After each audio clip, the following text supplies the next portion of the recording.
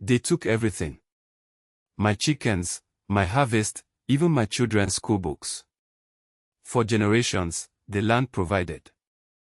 But drought, debt, and predatory lenders are dismantling the African dream. Is there a path to financial freedom? A simple rule, adapted to our unique struggles, could be the lifeline our communities desperately need. Coming up, the 50/30/20 revolution. For generations, the story of Africa has been told through the lens of lack. A continent perpetually struggling, forever dependent. But behind the headlines, beneath the surface, lies a different truth. A truth whispered in crowded marketplaces, etched into the faces of diligent entrepreneurs, and built brick by a people determined to thrive. Africans know how to manage money. We have to. It's in our DNA, a skill honed through centuries of navigating volatile markets, adapting to shifting circumstances, and maximizing every hard-earned resource. Forget the narratives of mismanagement, we are masters of resourcefulness. Our survival has demanded it. Even when formal financial systems failed us, we created our own, rotating savings and credit associations, informal lending circles, complex bartering agreements. We built empires on trade, navigated global markets long before the West discovered us. Think of Mansour Musa, the king of Mali. His famed pilgrimage to Mecca in 1324, overflowing with so much gold that he inadvertently destabilized the Egyptian economy for years. Yes. That wasn't reckless spending, that was wealth management on a scale that history still struggles to grasp. But today, the old ways meet the new. How do we take these ancient skills and adapt them to a modern world, to personal finance in today's economy? There are universal principles of money management. We will explore one. But the traditional 50/30/20 rule isn't practical here. What if I told you that for most African families, the reality is closer to 70/20/10 when the needs are so much more? Wait, what? What if your savings are supporting 10 family members and your needs keep getting pulled for family emergencies? What then? Why does mastering money management matter now? Because Africa is not waiting. We are building, rebuilding, and claiming our rightful economic future.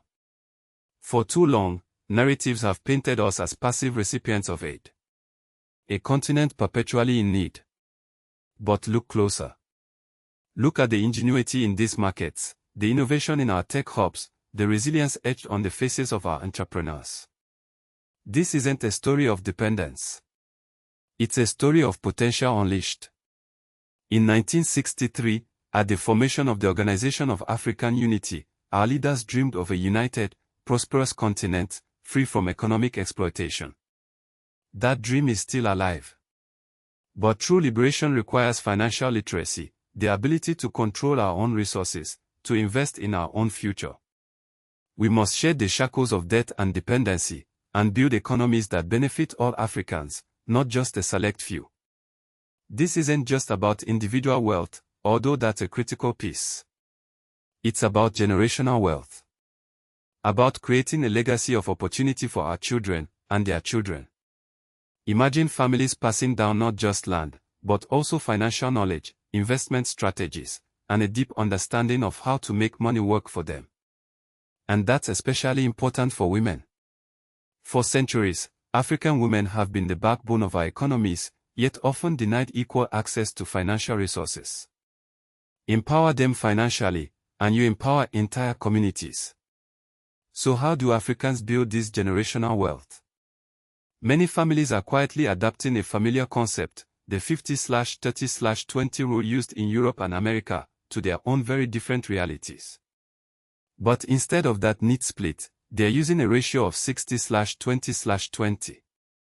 60% for essential needs, 20% for desires, but the last 20.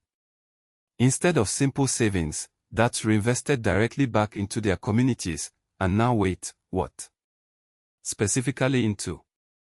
So, what happens when you apply the 50/30/20 rule, tweaked and tailored for the African context? You gain control. You build resilience. You start to write your own financial narrative, one rooted in the understanding of your needs, your desires, and your future. This adapted framework, accounting for the realities of African economies, isn't about restriction, it's about your resources. It's about making your money work, powering your dreams, supporting your family, and contributing to the vibrant tapestry of African growth. Want a deeper dive? Check out the Africa Wealth Blueprint, a digital guide packed with practical tools and insights to help you master your money. Find it at pornoafric.com/shop.html for just $27. Ultimately, mastering money management unlocks potential. It empowers you to build a better future for yourself, your family, and your community. It's time to take control. Follow at pornoafric for Africa Plus Money Plus Wisdom Fire.